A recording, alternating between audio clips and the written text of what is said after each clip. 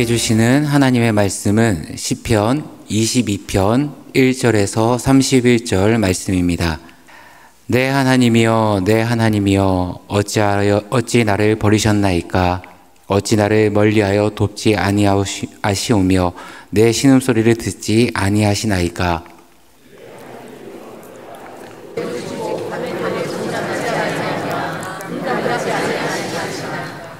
이스라엘의 찬송 중에 계시는 주여, 주는 거룩하시니이다.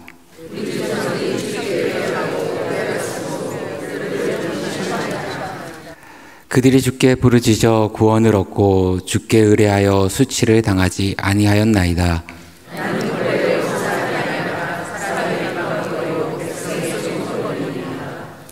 나를 보는 자는 다 나를 비웃으며 입술을 삐죽거리고 머리를 흔들며 말하되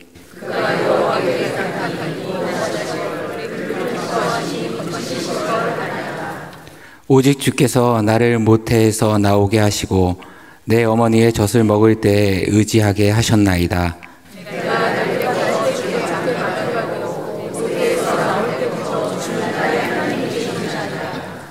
나를 멀리하지 마옵소서. 환난이 가까우나 도울 자가 없나이다.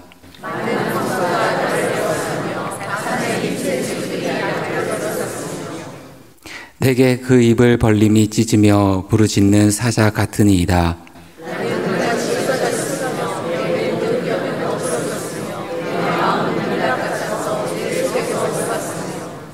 내 힘이 말라 질그릇 조각 같고 내 혀가 입천장에 붙었나이다. 주께서 또 나를 죽음의 진토 속에 두셨나이다.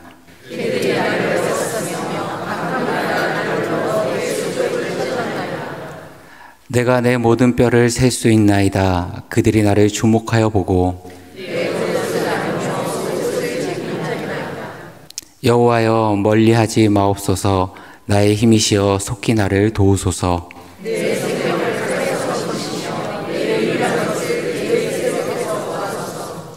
나를 사자의 입에서 구하소서. 주께서 내게 응답하시고 들소의 뿔에서 구원하셨나이다.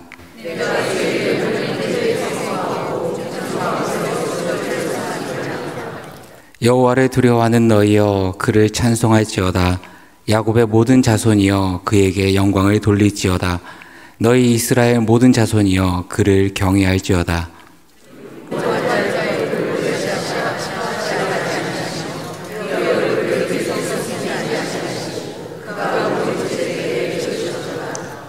큰 회중 가운데에서 나의 찬송은 주께로부터 온 것이니 주를 경외하는 자 앞에서 나의 서원을 갚으리이다.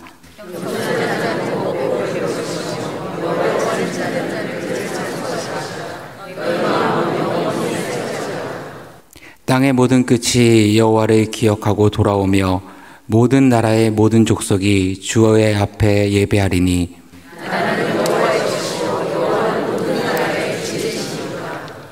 세상의 모든 풍성한 자가 먹고 경배할 것이요 진토 속으로 내려가는 자 곧 자기 영혼을 살리지 못하는 자도 다 그 앞에 절하리로다.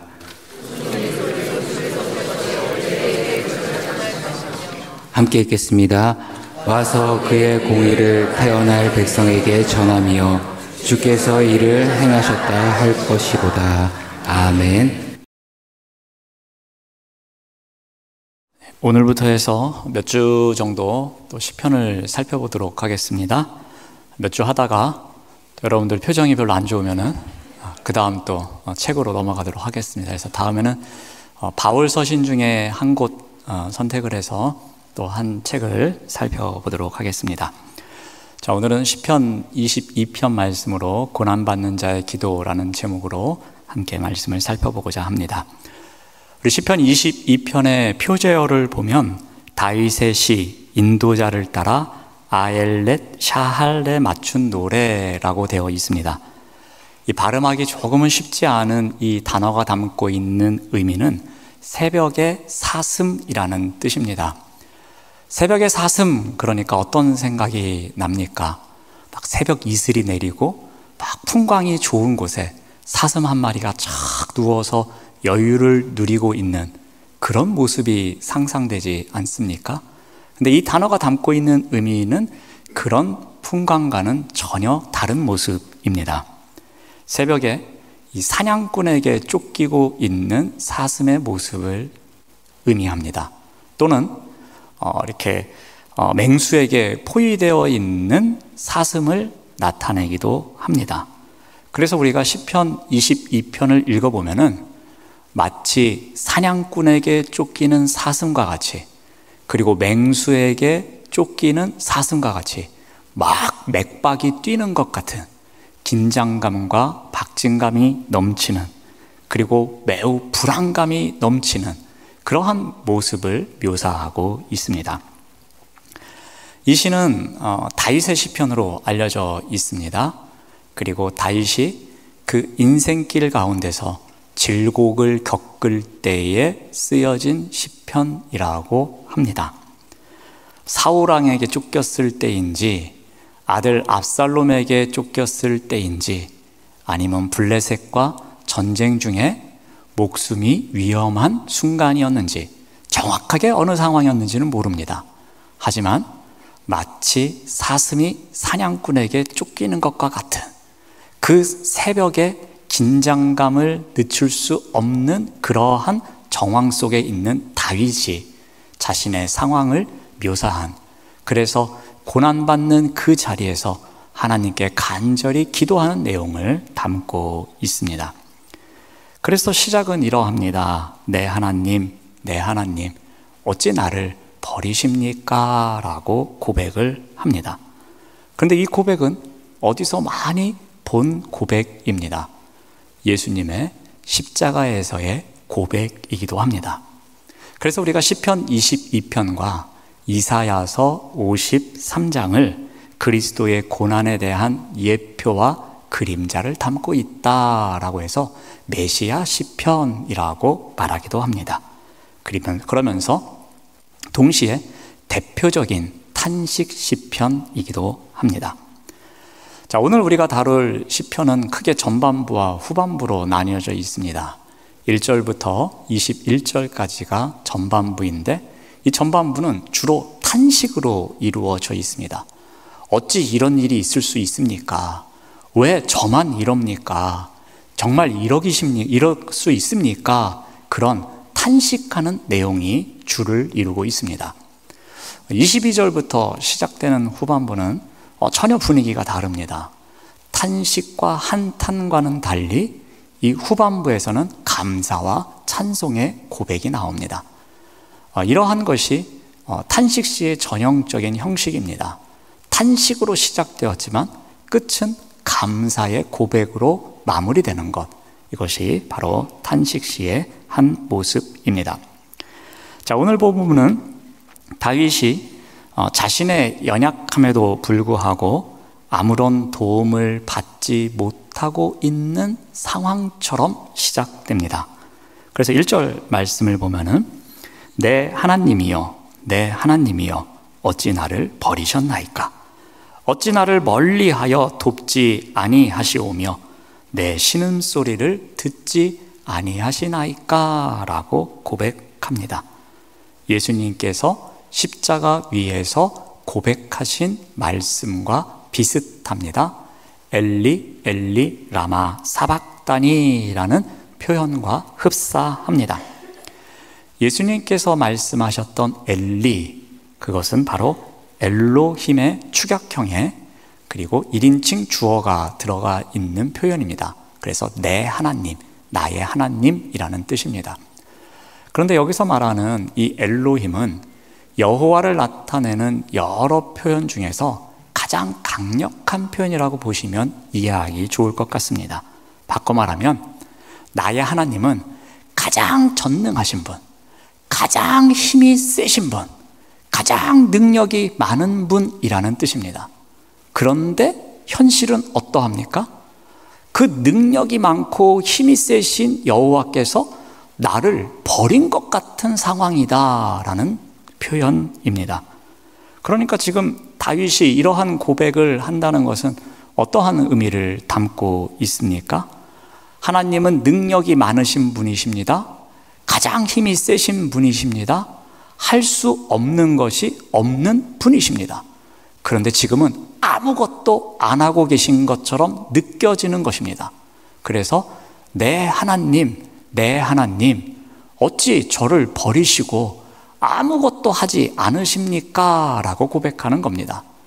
그렇게 힘도 세시고 능력도 많으시고 할 수 없는 게 없으신 분이신데 지금 저는 왜 이렇게 힘이 듭니까? 라는 고백이기도 합니다. 하나님께 버림을 받은 듯한 상황입니다. 침묵하시는 하나님 앞에서 제발 저 좀 살려주십시오 라는 고백이기도 합니다. 이것은 예수님의 부르짖음과 똑같습니다. 다윗은 2절에서 다시 한번 내 하나님을 찾습니다. 2절 말씀을 보면은 내 하나님이여 내가 낮에도 부르짖습니다. 그리고 밤에도 잠잠하지 아니합니다. 그런데 어떻게 응답하지 않으십니까? 라고 이야기하고 있습니다.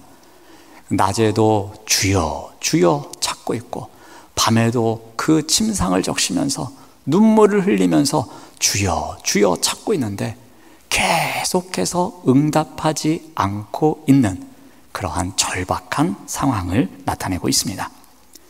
자, 이제 다윗은 고통 중에 부르짖어도 응답하지 않으시는 하나님을 향하여서 이제 다른 방향으로 호소합니다.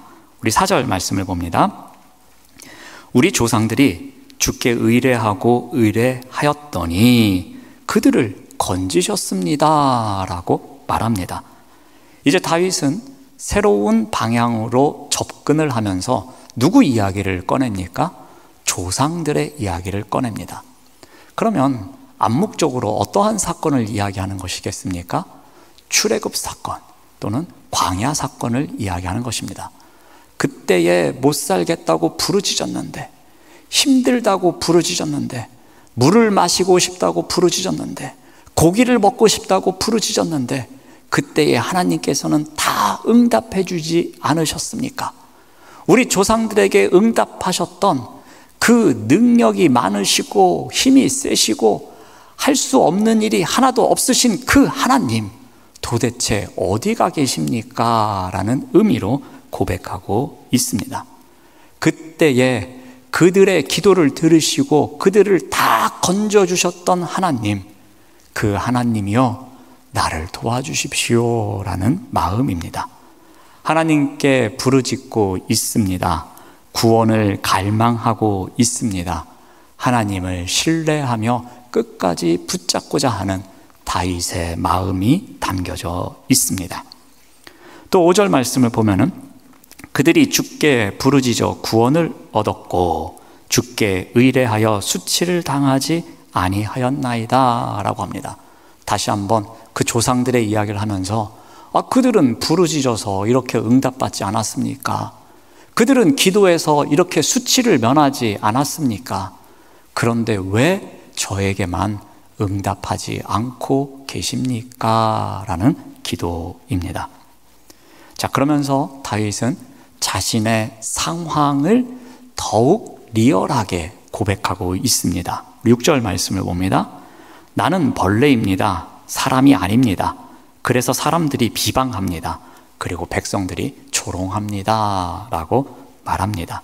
다윗은 사람들이 자신을 쳐다볼 때 사람으로 보지 않고 마치 벌레처럼 취급한다고 이야기를 합니다.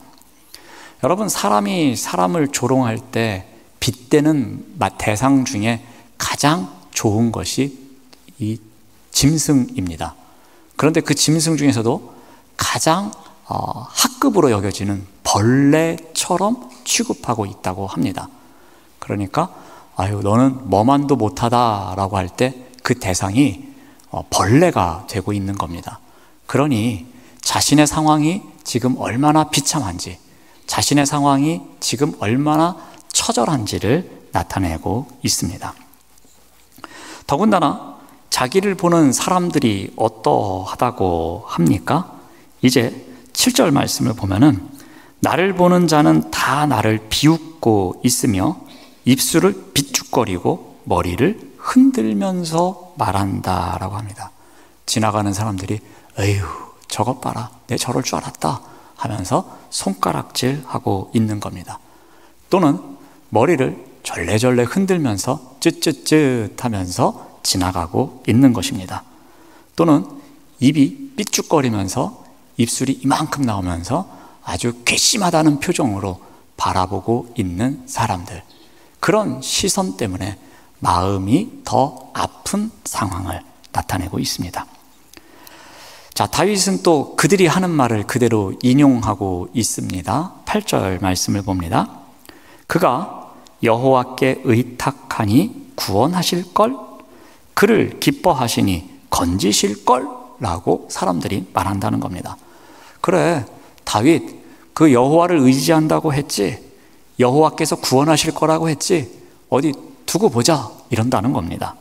그리고 다윗, 내가 여호와를 기뻐한다고 했지, 그래, 이렇게 고난 가운데서도 기뻐 하나 두고 보자, 그렇게 사람들이 조롱하고 있다는 겁니다. 그 사람들의 조롱을 그대로 인용해서 지금 고백하고 있습니다. 근데 여러분, 이 장면도 우리가 고난주간에 많이 살펴본 말씀과 비슷하지 않습니까? 예수님께서 그 십자가에 달리셨을 때에 그곳에 있었던 사람들의 대사와 비슷합니다. 그들도 이러했습니다. 지나가는 사람들이 머리를 흔들면서 예수 그리스도를 모욕했습니다. 당신이 성전을 헐고 사흘 만에 다시 짓는다고 말하지 않았느냐? 당신이 만약에 하나님의 아들이라면 그 십자가에서 내려와 보라 라고 말합니다. 또 서기관과 장로들과 바리새인들이, 또 대제사장들이 어떻게 말합니까? 너는 남은 구원하면서 너 스스로는 구원하지 못하느냐? 네가 이스라엘의 왕이면 그 십자가에서 내려와 보아라. 너 하나님을 신뢰한다 그랬지, 하나님을 믿는다 그랬지, 그러면 그 하나님께서 구원해 주실 테니 어디 한번 두고 보자, 그런 말들을 하지 않았습니까? 또 십자가에 같이 못 박혔던 강도는 뭐라고 했습니까? 당신도 하나님의 아들이라고 하지 않았느냐 하면서 비아냥거렸습니다. 그 예수 그리스도의 십자가 앞에서 조롱했던 말들, 다윗이 고난당하는 자리에서 조롱하는 말들, 비슷한 맥락으로 가고 있습니다. 사람들의 이러한 조롱에 대해서 아무것도 할 수 없었습니다. 다윗은 어떻게 항변할 수도 없었고 그들에 대해서 자신의 힘으로 이겨낼 수도 없었습니다. 오직 그가 할 수 있는 것은 한 가지, 하나님께 호소하는 것밖에 없었습니다. 그래서 11절 말씀을 보면은 나를 멀리하지 마옵소서, 환난이 가까우나 도울 자가 없습니다 라고 고백하고 있습니다. 그는 어느 곳에도 기댈 데가 없었습니다. 그래서 다윗은 하나님만을 향해서 오직 하나님께만 하소연하고 있습니다. 또 12절에서 13절은 이렇게 고백합니다. 많은 황소가 나를 애워싼다고 합니다. 특히 바산의 힘센 소들이 나를 둘러싸고 있습니다. 근데 그 모습이 내게 입을 벌리고 있는데 찢으며 부르짖는 사자 같다라고 고백하고 있습니다. 바산의 힘센 소들이 둘러싸고 있다고 합니다. 이 바산은 거칠고 포악한 소들이 자라는 곳으로 알려져 있습니다. 근데 그들이 입을 쫙 벌리고서 위협하면서 있는 모습이 마치 부르짖는 사자와 같다는 것입니다. 그러니까 얼마나 그 마음이 흔들렸으면, 그 마음이 마치 밑바닥에 떨어진 것처럼 절망과 좌절이 가득했으면 이런 표현으로 고백을 했겠습니까? 또 다윗은 자신의 처지를 17절과 18절에서 이렇게 고백하고 있습니다. 내가 모든 뼈를 셀 수 있습니다. 그들이 나를 주목하여 보고 내 겉옷을 나눕니다. 또 속옷을 제비 뽑습니다 라고 말합니다. 여러분, 뼈를 셀 수 있다는 것은 어떠한 말이겠습니까? 피골이 상접했다라는 거죠. 그래서 극심한 고통 속에 있다는 것. 그래서 살은 다 빠져나가고 이 뼈가 보일 정도로 아주 그냥 그 몰골이 흉하게 되었음을 나타내고 있습니다. 그만큼 고통 가운데 놓여 있는 것. 그러니까 스트레스 지수가 최고조에 올라가 있습니다. 근데 그게 하루 이틀로 끝나는 것이 아니라 계속되고 있는 그런 상황. 그래서 계속해서 메말라가고 있는 상황입니다. 또한 겉옷을 나누고 속옷을 제비 뽑고 있습니다. 이 또한 극도의 수치를 당하는 모습입니다. 우리가 다윗과 관련된 부분을 살펴보면 이런 모습을 나타내고 있는 부분은 없습니다. 그러니까 직접적으로 다윗의 겉옷을 빼앗아가고 속옷을 제비 뽑고 이런 일은 없었던 것 같습니다. 하지만 그만큼 자신의 처지가 어렵게 되었음을 나타내는 상징적인 표현이기도 합니다. 더 나아가서는 예수님의 십자가에 달리셨을 때의 그때의 모습을 나타내기도 합니다. 자, 이와 같은 고난 속에서 이제 다윗이 어떻게 합니까? 다윗은 가만 있을 수 없었습니다. 다윗은 멀리 서 계시는 것 같은, 보이지 않는 것 같은 그 하나님을 계속해서 찾습니다. 고난 가운데서 다윗은 기도만 합니다. 그래서 19절 말씀을 보면은 그의 기도가 나옵니다.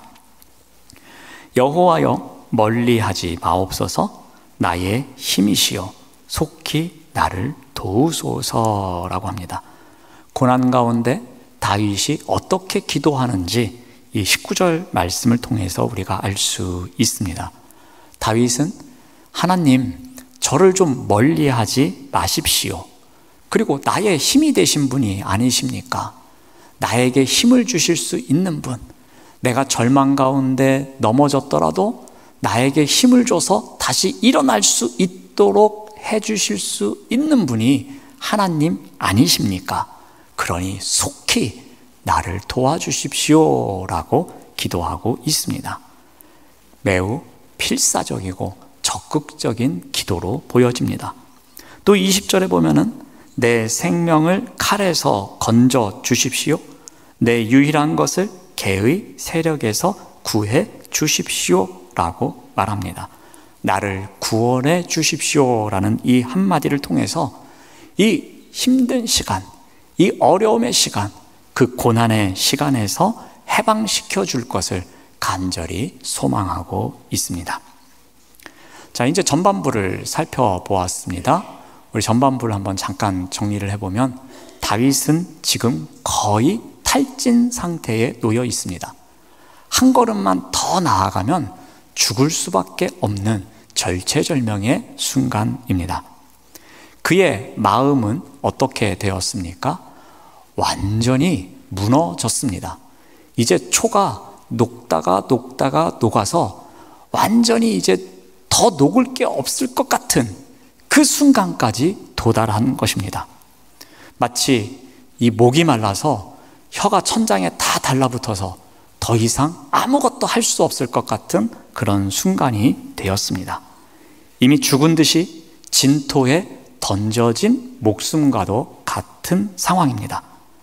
사람들은 이제 다윗을 벌거벗기고 수치를 주고 그리고 더 이상 모욕적인 말을 할 수 없을 정도로 최악의 순간까지 나가 있는 상황입니다.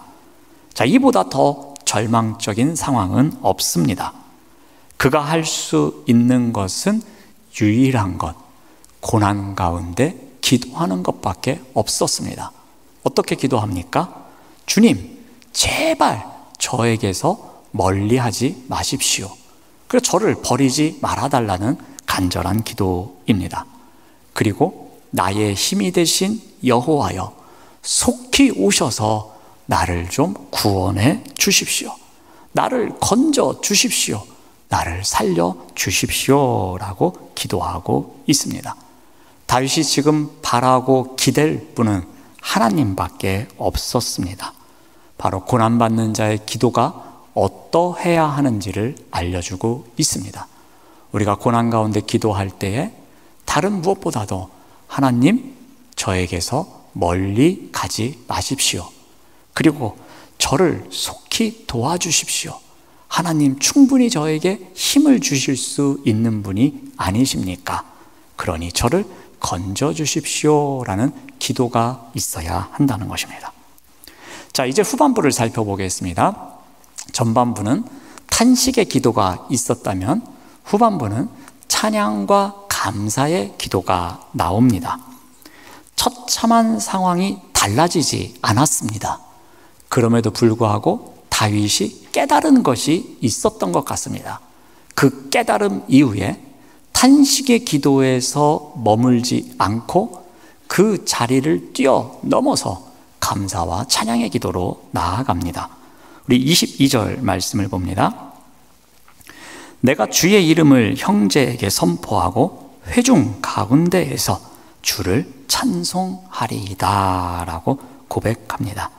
다윗은 함께 예배하는 신앙 공동체가 있었던 것 같습니다. 그 회중 가운데에서 선포합니다. 그 회중 가운데에서 찬송의 자리로 나아갑니다. 그 회중 가운데에서 절박한 상황에 있는 자신, 고난 가운데 놓여 있는 자신이지만 그들 앞에 하나님을 찬송하는 자리로 나아가고 있습니다. 다윗은 언약 백성인 회중을 또한 다양한 방식으로 이 찬송의 자리에 동참할 것을 초대하고 있습니다. 이제 그 고난의 자리에서 넘어서서 찬송의 자리로 나아간 다윗이 오히려 사람들에게 함께 찬양합시다, 함께 기도합시다 하면서 초청하고 있는 모습이 보입니다. 우리 23절 말씀을 봅니다. 여호와를 두려워하는 너희여 그를 찬송할지어다. 야곱의 모든 자손이여 그에게 영광을 돌릴지어다. 너희 이스라엘 모든 자손이여 그를 경외할지어다 라고 초대하고 있습니다. 여호와를 두려워하는 너희여 하면서 그 회중들, 그 신앙 공동체가 여호와를 경외하는 사람들임을 밝히고 있습니다. 그러면서 그들에게 여호와를 찬양합시다, 여호와를 경외합시다 라면서 오히려 그들과 함께 우리의 정체성이 무엇인지를 다시 한번 강조하는 모습입니다. 자, 이제 다윗은 회중에게 주님께 찬양하고 영광 돌리고 그를 경배해야 할 이유를 밝힙니다. 왜 나와 여러분이 우리 여호와께 찬송의 고백을 해야 되는지, 그 이유가 무엇인지 압니까? 하면서 그 이유를 이야기합니다. 우리 24절 말씀을 봅니다. 그는 곤고한 자의 곤고를 멸시하거나 싫어하지 아니하시며 그의 얼굴을 그에게서 숨기지 아니하시고 그가 울부짖을 때에 들으셨도다 라고 합니다. 한마디로 이야기하면 그는 들으셨도다라는 거예요. 그는 기도를 들으시는 분이기에 그에게 감사의 고백, 찬송의 고백을 해야 합니다 라고 합니다. 다시 한번 말씀드리지만 지금 다윗의 상황은 달라진 것이 없습니다. 이 전반부에서 고백한 상황이 그대로 이어지고 있습니다. 그럼에도 불구하고 그는 마음속에 확신이 들었습니다. 그분은 우리의 기도를 들으시는 분이십니다 라는 확신이 있었습니다. 그 확신으로 지금 찬송의 고백, 감사의 고백의 자리로 나아가고 있는 것입니다. 다윗은 처음에는 자신이 버림받았다고 생각했습니다. 아무리 부르짖어도 듣지 않으신다고 생각했습니다. 하지만 지금 상황이 뒤바뀌어서 선포하며 노래하고 있습니다. 다윗은 하나님께서 자신의 기도에 응답하고 계신다는 것을, 응답하실 것이라는 확신이 있었던 것입니다. 그래서 다윗은 이제 다시 한번 대상을 확장시킵니다. 그래서 25절에 보면은 큰 회중 가운데에서 나의 찬송은 주께로부터 온 것이니 주를 경외하는 자 앞에서 나의 서원을 갚으리이다 라고 합니다. 조금 전엔 회중 가운데에서였습니다. 그런데 이제는 어디로 가고 있습니까? 큰 회중 가운데에서입니다. 회중이 더 늘어났습니다. 그리고 이번에는 어떻게 이야기를 합니까? 나의 서원을 갚겠습니다 라고 고백합니다. 신앙 공동체 안에서 고백하기를 나의 서원을 갚겠습니다 라고 말합니다. 어떠한 서원인지는 모르겠습니다. 하지만 서원이 갖고 있는 의미가 무엇입니까? 주님께서 주신 은혜, 그 은혜에 대해서 제가 헌신과 충성을 다하겠습니다 라는 믿음의 고백이지 않습니까? 그래서 제가 앞으로 그 믿음으로 헌신하며 충성하며 살겠습니다 라고 자신의 다짐을 밝히고 있습니다. 이것은 신앙 공동체에서 선포하고 있음을 통해서 아마도 다윗이 신앙 공동체 안에서 회복되고 있음을 보여줍니다. 회중 가운데에서, 형제 가운데에서, 큰 회중 가운데에서 고백하는 그의 모습을 통해서 아마도 그 회중을 통해서 신앙 공동체 안에서 함께 회복되어 가고자 하는 힘을 얻지 않았나 추측해 봅니다. 우리가 여기서도 중요한 것 한 가지를 배웁니다. 고난 가운데 있는 신앙인이 회복이 될 수 있는 보편적인 통로, 그 가운데 하나가 바로 신앙 공동체라는 것입니다. 바로 다윗은 하나님이 곤고한 자신을 멸시하지 않으시고 그 울부짖음에 응답하셨다고 찬송하고 있는데, 그 찬송의 고백 가운데는 형제, 회중, 더 큰 회중이 나옵니다. 이런 것을 언급하는 것을 통해서 주님의 이름을 선포하고 찬송하겠노라고 고백하는 가운데, 다윗은 자기가 하나님을 의뢰하는 것을 비웃고 있었던 사람들과는 달리 자신과 함께하며 힘을 주었던 그 신앙 공동체를 통해서 회복되어 가고 있음을 알 수 있습니다. 이처럼 신앙 공동체는 하나님의 은혜의 통로가 되고 있음을 이 시편을 통해서도 우리가 보게 됩니다. 이제 다윗은 마지막으로 이 범위를 더욱 확장합니다. 자신의 신앙 공동체를 넘어서 이제 26절 말씀을 보면은 겸손한 자는 먹고 배부를 것이며 여호와를 찾는 자는 그를 찬송할 것이라. 너희 마음은 영원히 살지어다. 겸손한 사람까지 확장합니다. 즉 하나님을 신뢰하는 사람들까지 그 범위를 확장하고 있습니다. 다윗의 찬송에 함께할 자들, 즉 여호와를 찾는 자는 누구나 이 찬양에 동참할 수 있음을 이야기합니다. 그리고 폭넓게 이야기하면서 27절에 이러한 소망을 담습니다. 땅의 모든 끝이 여호와를 기억하고 돌아오며 모든 나라의 모든 족속이 주의 앞에 예배할 것이다 라고 합니다. 개인의 구원 경험, 개인의 그 신앙이 그 안에 머물지 않고 신앙 공동체를 통해서 더 보편적인 곳으로 확장되고 있음을 보여줍니다. 자, 오늘 시편 말씀을 통해서 우리가 한 가지 적용점을 한번 보고자 합니다. 다윗이 하나님께 버림받은 것 같은 처절한 상황에 놓여 있었습니다. 하지만 이 시편의 끝부분은 어떻게 되고 있습니까? 다윗이 하나님을 바라보며 이 찬송의 고백으로 끝이 나갑니다.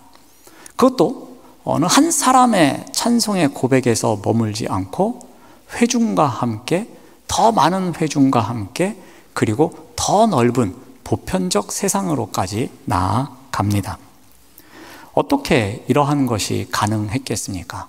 탄식에만 머무르지 않고 감사의 고백, 찬송의 고백으로 나아갈 수 있었던 것은 하나님께서 그에게 함께 하신다는 그 믿음, 그 확신이 있었기에 가능했습니다.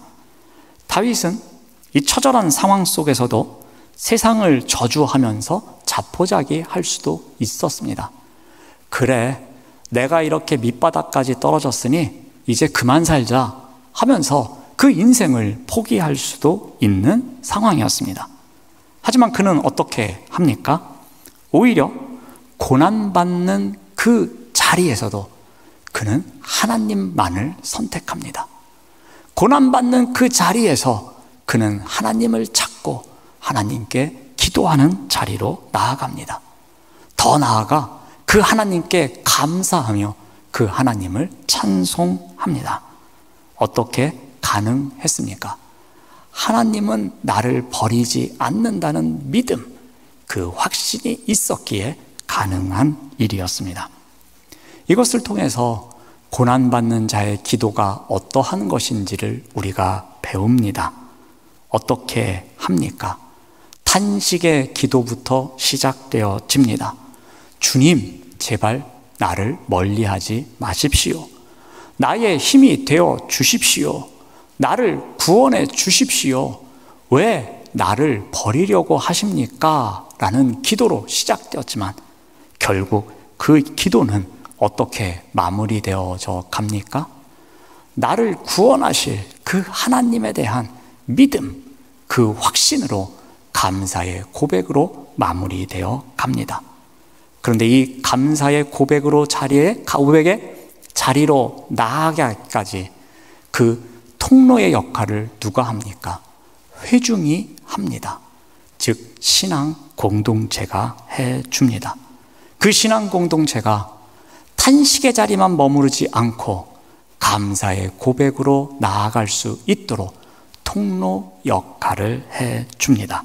그런 가운데 하나님께서 외면하지 않는 그런 삶의 자리로 나아가는 다윗의 기도를 보게 됩니다. 이 기도를 통해서 우리가 아무리 고난받는 자리에 있을지라도 우리의 신앙 공동체에서 함께 기도하는 그 기도 친구들을 통해서 그 기도의 힘을 통해서 함께 회복의 자리로 나아갈 수 있다는 소망을 발견해 봅니다. 그 소망을 갖고 살아내시는 우리 모두가 되시길 바랍니다. 그 소망과 믿음의 확신으로 지금 나를 힘들게 하는 일이 있더라도 그 일을 넘어설 수 있다는 믿음을 갖고 우리가 살아가는 우리 모두가 되시길 바랍니다. 네, 기도하겠습니다. 하나님 감사합니다.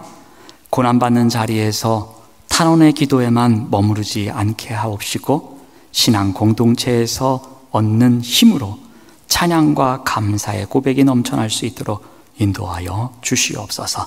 예수님의 이름으로 기도드립니다. 아멘.